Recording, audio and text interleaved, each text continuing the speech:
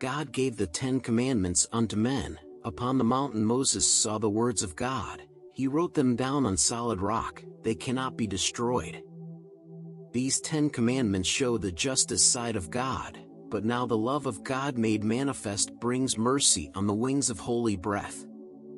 Upon the unity of God the law was built. In all the world there is one force, Jehovah is Almighty God.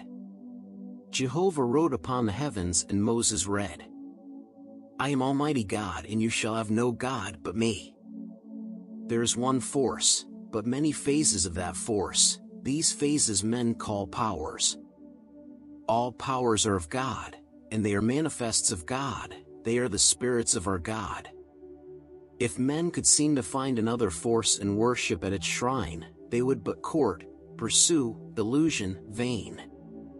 A shadow of the one, Jehovah, God, and they who worship shadows are but shadows on the wall, for men are what they court, pursue.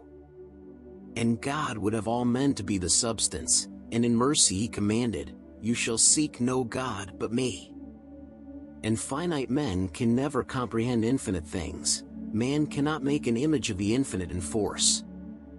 And when men make a god of stone or wood or clay, they make an image of a shade, and they who worship at the shrine of shades are shades. So God in mercy said, You shall not carve out images of wood, or clay, or stone. Such idols are ideals, abased ideals, and men can gain no higher plane than their ideals. The God is spirit, and in spirit men must worship if they would attain a consciousness of God. But man can never make a picture or an image of the holy breath. The name of God man may not speak with carnal lips, with holy breath alone can man pronounce the name. In vanity men think they know the name of God, they speak it lightly and irreverently, and thus they are accursed.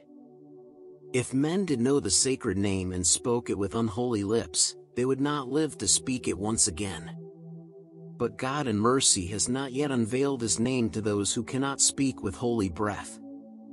But they who speak the substitute and idle way are guilty in the sight of God, who said, You shall not take the name of God in vain.